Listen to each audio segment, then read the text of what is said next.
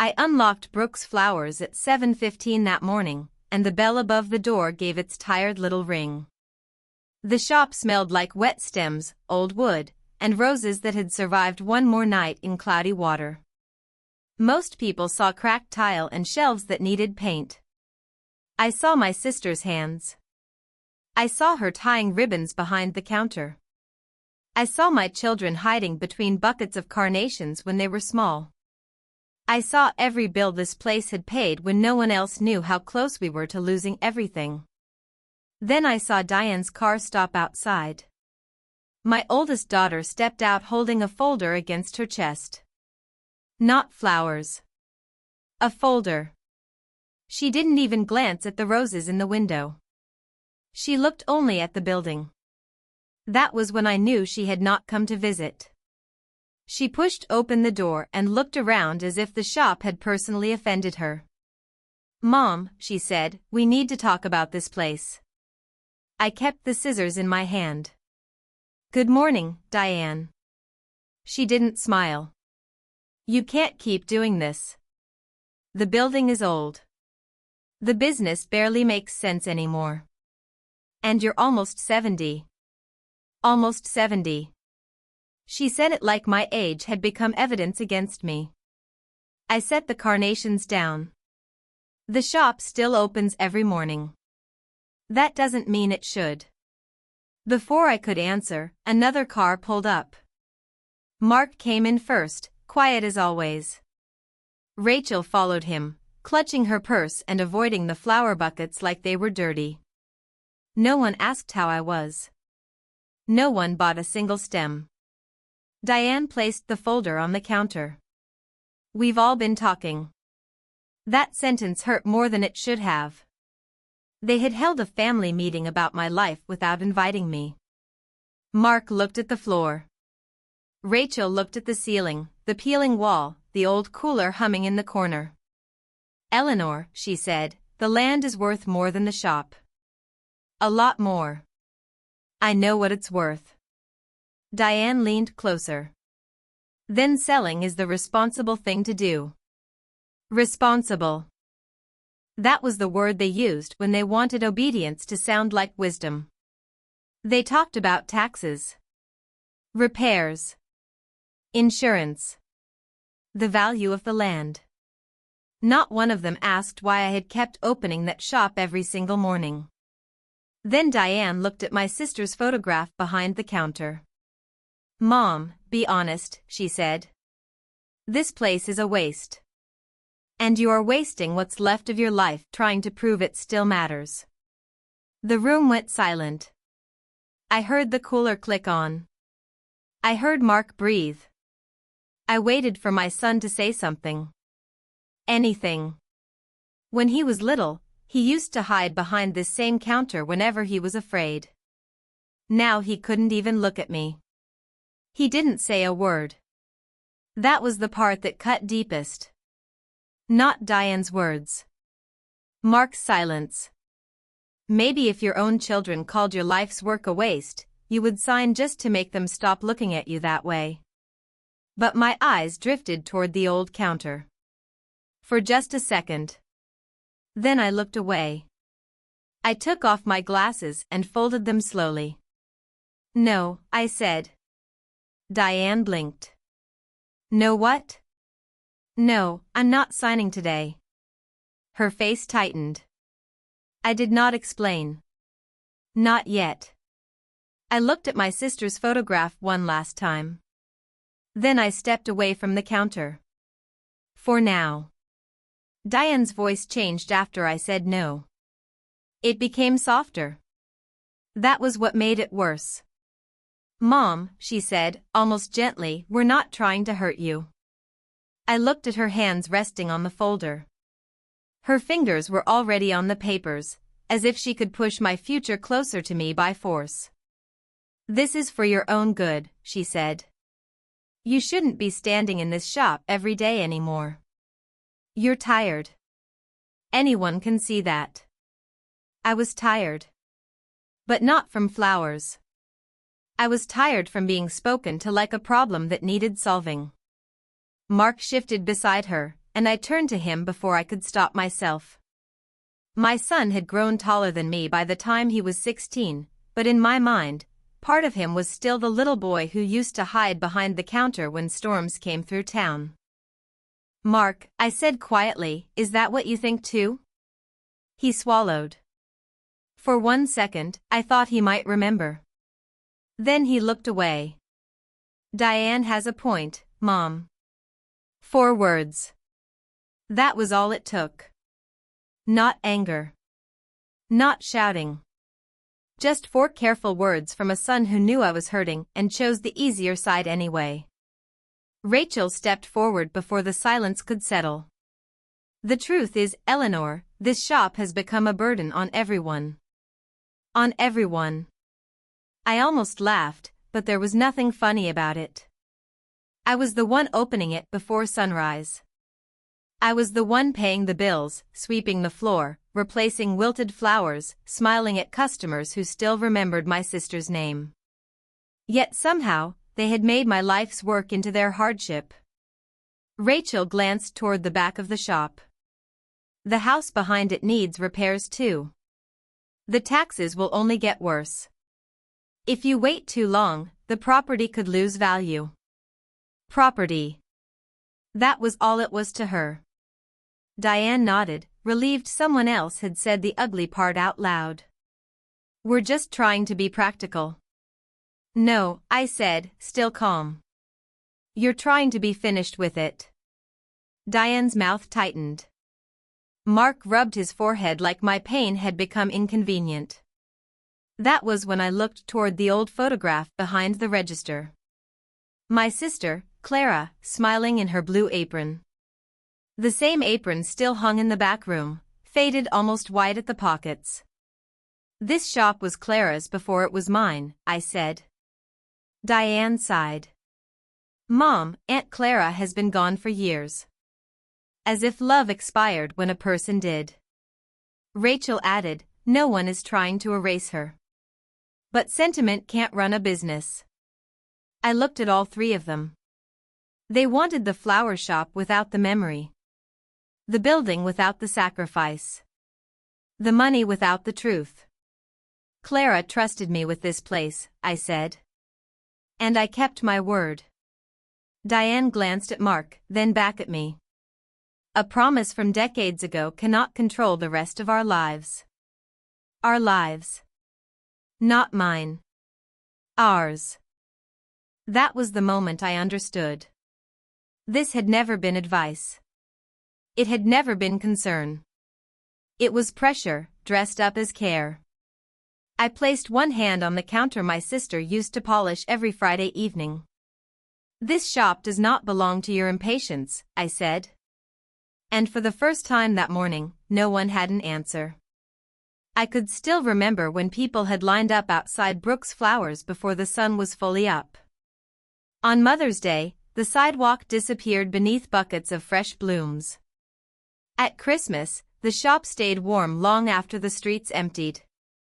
Every bouquet that left our front door carried a little piece of our family with it. No one ever asked where the grocery money came from back then. No one wondered who paid the electric bill after my husband died. The flower shop did. It paid for Mark's school lunches when money was tight. It bought Diane's first prom dress after I quietly worked 2 extra wedding orders. It kept heat in the house during winters when I pretended not to notice how little was left in my own wallet. They remembered birthdays.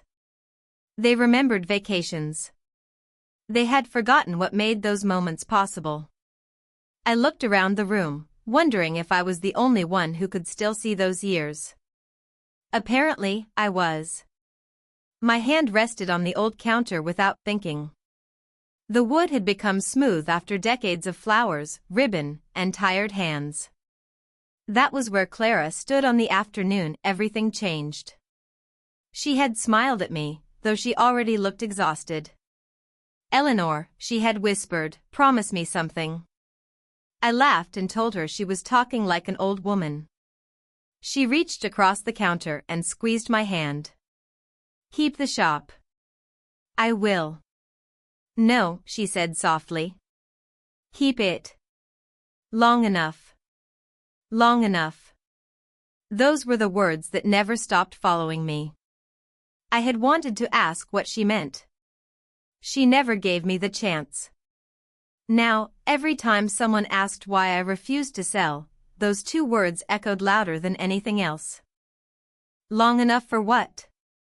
Even after all those years, I still carried that question with me. A movement outside the front window pulled me back to the present. Little Lily stood on the sidewalk with her backpack still over one shoulder. She pressed her hand against the glass and smiled when she saw me. I smiled back. She started toward the door. Mom, can I help Grandma for a little while? She called. Before I could answer, Rachel's voice stopped her. Lily, leave Grandma alone. But I just wanted, we're going. Lily looked back at me, disappointment filling her eyes. She gave me the smallest wave before following her mother. I waved back. The shop suddenly felt much larger than it had a moment before. It wasn't just my children drifting away anymore. Now the distance was reaching another generation. Diane broke the silence by opening the folder again. I talked to an agent this morning, she said. If we move quickly, this property could sell for far more than we expected. She named a number. Rachel's eyes widened.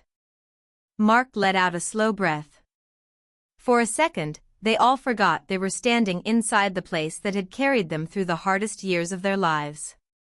All they could see was the land beneath it. The building is old, Diane continued. The location is valuable. We can't let this opportunity pass. Opportunity. That was her word. Mine was memory. She pointed toward the windows. We're sitting on a fortune.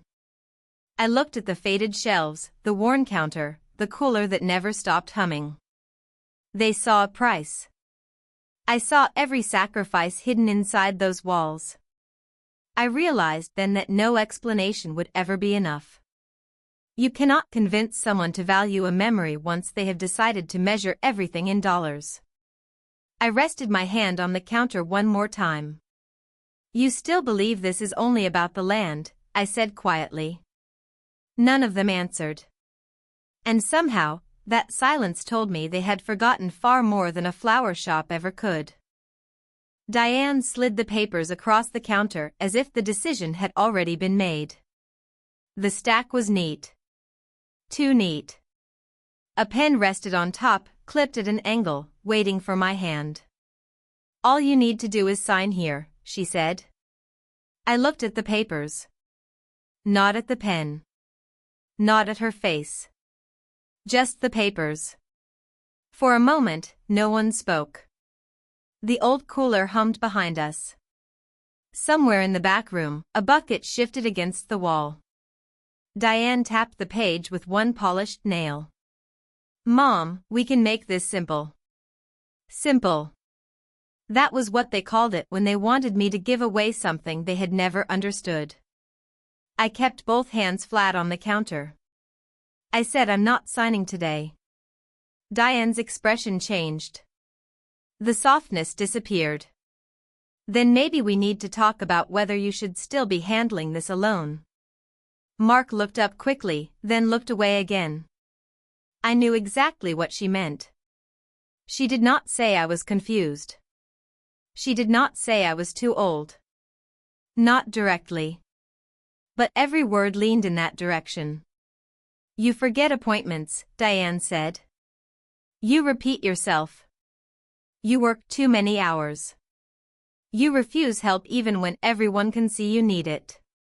I almost smiled at that. Everyone. A room with 3 people had become everyone. Mark rubbed the back of his neck. Mom, he said, maybe it wouldn't hurt to let someone else look at things. Someone else. Not me. Not the woman who had kept the shop open through funerals, storms, recessions, unpaid invoices, broken pipes, and winters when the register barely covered heat. Rachel stepped closer to Diane. The sale money would solve a lot, she said. For everyone. There it was again. Everyone. Rachel's eyes moved to the folder, then to Diane. If we wait, the market could shift. A good notary could help us move this properly. Make sure there are no delays. Diane did not look surprised. That was when I understood Rachel had not simply agreed with the plan. She had helped shape it. Maybe even pushed it. Diane nodded slowly, as if Rachel had just said something wise. That's actually what I was thinking, Diane said. We should get the documents reviewed immediately.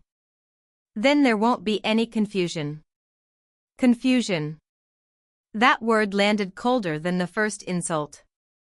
They were not just trying to sell the shop anymore.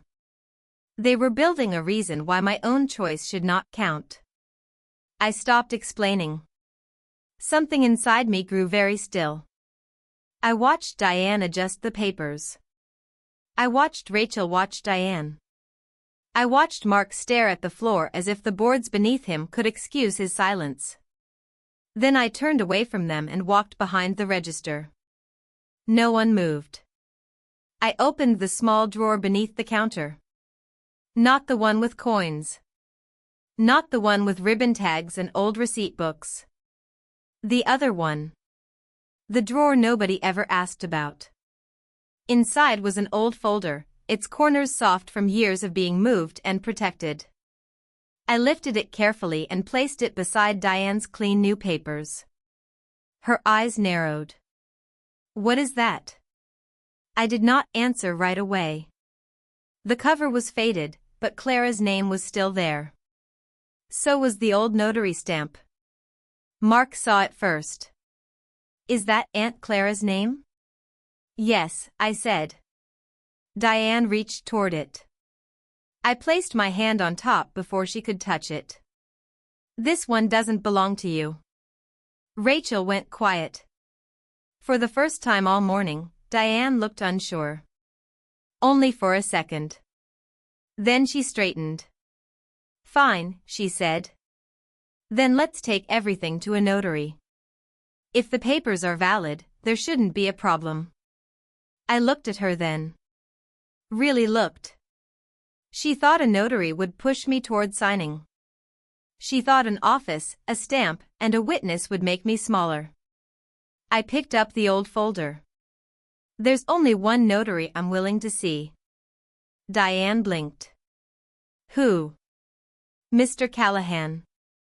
The name changed the air in the room, though none of them understood why. Diane smiled like she had one. Good, she said. Then we'll go to him. I nodded once. And for the first time that day, I let her believe she was leading me exactly where she wanted me to go. I stayed in the shop long after everyone left. Outside, the streetlights came on one by one, turning the front window into a dark mirror. Inside, the roses leaned in their buckets. The cooler hummed. The old counter held both folders now. Diane's clean papers. Clara's old one. For the first time that day, no one was telling me what to do. No one was calling me confused, selfish, stubborn, or sentimental. And still, the room felt full of their voices. I walked to Clara's photograph and touched the edge of the frame. 25 years, I whispered. The words sounded smaller than they felt. I opened the old folder carefully. The paper inside had yellowed at the corners, but the dates were still clear. I ran my finger over them once, then again. 25 years. Not almost. Not close. Exactly. My breath caught in my chest. All those mornings I had unlocked the door when I wanted to stay in bed. All those nights I had counted cash twice, hoping it would cover one more bill. All those years I thought I was only keeping a promise because I loved my sister. Maybe Clara had known something I had not. Maybe she had been protecting me long before I understood I needed protection. I closed the folder and pressed my palm over the cover. Then I heard a soft sound near the front door. At first, I thought it was the wind. But when I looked up, I saw a small envelope slipped halfway under the door. My name was written on it in careful, uneven letters. Grandma Eleanor. I crossed the shop and picked it up. Inside was a folded card with a little drawing of Brooks flowers on the front. The roof was crooked. The windows were too big. But the flowers were everywhere, bright and crowded and alive. Underneath, Lily had written only a few words. I still think your shop is beautiful. I sat down on the stool behind the counter before my knees could fail me. For most of the day, I had been surrounded by people who saw the shop as a burden. Then one child, the one they tried hardest to keep away, had seen it more clearly than all of them. I held that card against my chest. No, I whispered. You won't pay for what they've done. That was when my decision became simple. Not easy. Simple. I placed Lily's card inside my purse. Then I slid Clara's folder in beside it. The next morning, Diane called before the shop even opened. Mom, I confirmed the appointment, she said. Tomorrow morning. Mr. Callahan's office. 10 o'clock. Her voice was bright. Almost relieved. I'll be there, I said. There was a pause. So you understand this is the right thing? I looked at the empty place on the counter where the old folder had been. I understand we should hear every paper before anyone signs anything. Diane gave a small laugh. Good. Finally. She thought I had surrendered. Maybe Mark did too.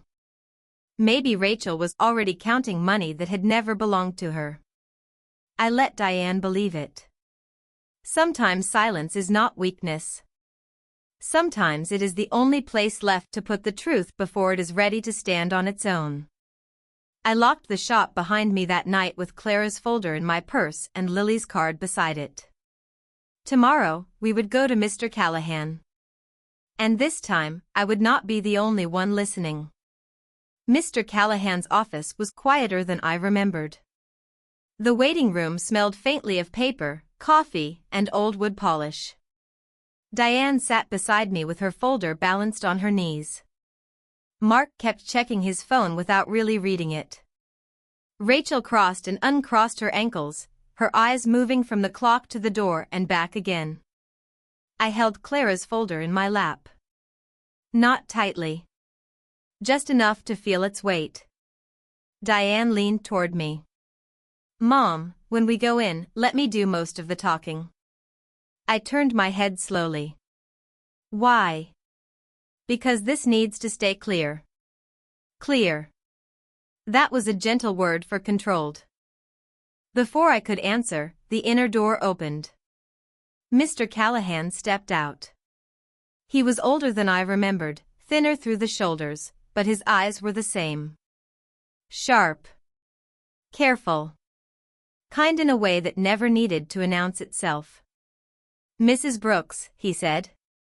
Then his gaze dropped to the folder in my lap. For one brief second, he stopped moving. Diane noticed. So did I. We followed him into his office. Diane wasted no time. She placed her papers on his desk and slid them forward. We're here to review the sale documents, she said. My mother is ready to move forward. I didn't say that, I said.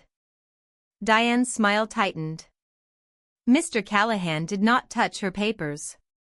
Instead, he looked at the folder I was still holding. May I see that, Eleanor?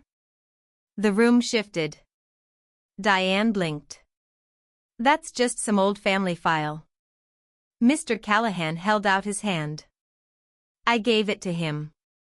He opened the cover carefully, as if the paper itself deserved respect. His eyes moved over the first page. Then the second. Diane leaned forward. Is that really necessary? The sale agreement is right there. Mr. Callahan did not look up. Yes, he said. It is necessary. Rachel's mouth tightened. Mark finally put his phone down. Mr. Callahan placed Diane's papers to one side and laid Clara's folder in the center of the desk. This is not a side document, he said. This file relates directly to the property. Diane gave a small laugh, but it came out wrong. The property belongs to my mother. She can sell it. That may be true, Mr. Callahan said. But before anyone discusses a sale, there are documents that must be read in full. Diane's fingers curled around the edge of her chair. What documents? Mr. Callahan looked at me first. Not for permission. For recognition. I gave the smallest nod. If you've stayed with me this far, then you already understand why this moment mattered. Some truths take years to reach the table. And when they finally do, you don't look away. Mr. Callahan reached into the folder and removed a sealed packet I had not touched in years. Diane stared at it. Rachel stopped moving. Mark looked from the packet to me, and for the first time that morning, there was fear in his eyes. Mr. Callahan placed it flat on the desk. At the request of the late Clara Whitmore, he said, this document was preserved under my office record. The sound in the room seemed to vanish. Even Diane said nothing. Then Mr. Callahan broke the seal. He unfolded the first page. And the name at the top was my sister's. Mr. Callahan looked down at the first page for a long moment before he spoke. When he finally did, his voice was quiet. This is the last will and instruction of Clara Whitmore. Diane sat back as if the words had pushed her. Mark turned toward me. Rachel went completely still. I kept my eyes on the paper in Mr. Callahan's hands. Not because I was surprised, but because I needed to hear it said out loud. After all those years, I needed someone else in that room to know Clara had not left me with a memory. She had left me with a duty. Mr. Callahan continued. Brooks Flowers, including the commercial structure and the attached residence, was entrusted to Eleanor Brooks as the sole protective holder. Diane frowned. Protective holder? Mr. Callahan did not look at her. That is the term used here. He read on. Eleanor Brooks is to maintain, operate, or preserve the property according to her judgment, without interference from family members, heirs, or interested parties. The word interference landed like a small hammer. Diane's face changed. Just slightly. But I saw it. Then Mr. Callahan turned the page. There is also a condition attached. My fingers tightened in my lap. The room seemed to shrink around that sentence. Mr. Callahan read slowly. If Eleanor Brooks preserves the property for 25 consecutive years from the date of Clara Whitmore's passing, full control of the property and related funds transfers permanently to Eleanor Brooks. No one moved. 25 years. Not almost. Not symbolic. Exact. Mr. Callahan looked up. According to these records, that condition has been satisfied. Diane's mouth opened, but nothing came out. For the first time that morning, the papers she had brought looked small. So, Mark said carefully, Mom decides? Mr. Callahan met his eyes. Your mother has always been the only person authorized to decide. The silence after that was different. It was not empty. It was full of everything they had refused to hear. Rachel shifted in her chair. Related funds? Mr. Callahan turned another page. Yes. Diane leaned forward again, but not with confidence this time. With profits from the flower shop, Clara Whitmore established a protected savings fund. Additional deposits were made over the years from shop revenue and preserved under the same instruction. Rachel's eyes sharpened. I did not miss it. Money had entered the room, and suddenly she was listening harder than she had listened to me all morning. Mr. Callahan continued. The fund was never to be controlled by anyone who attempted to force, pressure, or financially benefit from a premature sale. Diane's hand froze on the arm of her chair. Then Mr. Callahan paused. His expression softened. There are records of assistance paid from the shop over the years. Mark looked confused. Assistance? Mr. Callahan glanced at me. I nodded once. He read the first line. Partial tuition support for Lily Brooks. Mark went pale. His eyes moved to me slowly. Lily's school? I said nothing. There was nothing I could say that would hurt him more than the truth already had. Mr. Callahan looked back at the file. Several payments were made discreetly through approved channels. Mark's voice dropped. That was you? I finally looked at him. No, I said softly. That was the shop you were ashamed of. He lowered his head. And in that moment, I saw my son understand something he could not easily undo. The old counter. The flowers. The bills. The place he had allowed them to call a waste. It had been helping his child. Mr. Callahan closed the page gently, but no one looked away. Not even Diane. Because the room had changed. The flower shop was no longer an old building waiting to be sold. It was proof. And Mark could no longer pretend he did not see it. I watched Diane's confidence disappear one sentence at a time. Mr. Callahan adjusted his glasses and continued reading without raising his voice. There is one final condition attached to the protected fund. Diane leaned forward. What condition? He looked down at the page. If any beneficiary, family member, or interested party attempts to pressure, coerce, manipulate, or financially influence Eleanor Brooks into selling the property before the conditions of this will are fulfilled, that individual immediately forfeits any future claim to benefits connected to the protected fund. The room fell silent. Rachel stared at Diane. Mark slowly turned toward her as well. Diane shook her head. That can't be what it means. Mr. Callahan calmly closed the gap with a single sentence. It means exactly what it says. I watched Diane's face lose its color. Every conversation. Every demand. Every paper she had pushed across my counter. Every attempt to convince me I was no longer capable. She had activated the very clause meant to stop someone like her. She lowered her voice. There has to be another interpretation. There isn't, Mr. Callahan replied. The language is legally enforceable. For the first time since this began, Diane had nothing left to argue with except the truth. Mr. Callahan reached for another page. There is also a record of communications submitted for review during the preservation period. Rachel shifted in her chair. Her confidence disappeared almost instantly. The file documented requests, financial proposals, and repeated efforts encouraging an early sale. Dates. Notes. Correspondence. Nothing dramatic. Just facts. Mr. Callahan looked toward Rachel. These records identify who initiated several of those discussions.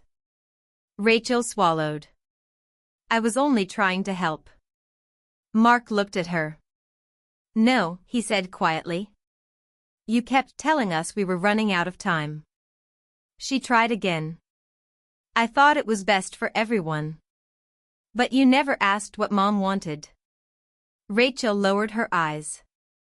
There was no accusation louder than Mark's disappointment. No one needed to raise a voice. The documents had already done that. Mr. Callahan carefully placed the papers back into the folder. One final matter remains. He opened another sealed section.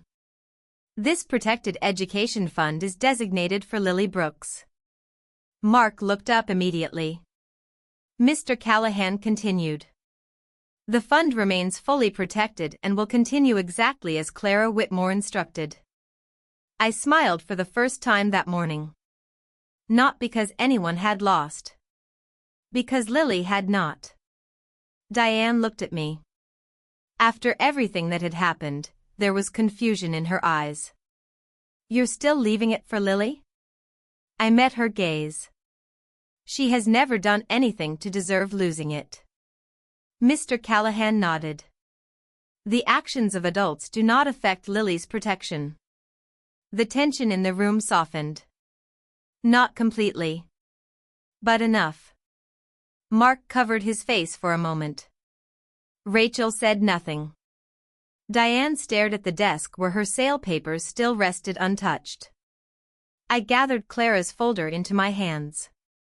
The shop had never been about punishing my family. It had always been about keeping a promise. Now that promise had protected the only child who had still seen beauty where everyone else had seen a burden. Diane finally understood. I was not refusing to forgive her. I was simply refusing to let anyone use me again. I returned to Brooks Flowers alone. The afternoon light came through the front windows and fell across the old counter, the same counter Clara had polished every Friday. Diane's papers were gone. Mr. Callahan's voice was gone. The anger, the pressure, the fear of being forced out of my own life, all of it had finally gone quiet. For the first time in years, the shop did not feel heavy. It felt like it was breathing. I walked to Clara's photograph and set Lily's card beside it. Then I made my decision. Brooks Flowers would stay open. Not because my children approved. Not because the building was valuable. Not because anyone finally admitted I had been right. It would stay open because a promise kept with love should never be measured only in money. The protected fund would become a scholarship in Clara's name. Lily would still have what Clara intended her to have. And the shop would keep giving, quietly, the way it always had. That was the part that gave me peace. Not winning. Not proving them wrong. Knowing that Clara's love would keep protecting the only child who still saw its worth. I did not know what would happen with Diane, Mark, or Rachel after that day. Maybe apologies would come. Maybe they would not. But I no longer needed their recognition to know my worth. If this story leaves you with anything, let it be this. Love your family, but do not let them turn your sacrifice into something they can price, pressure, or take. Peace is not being chosen by people who forgot your value. Sometimes peace is finally refusing to let them define it.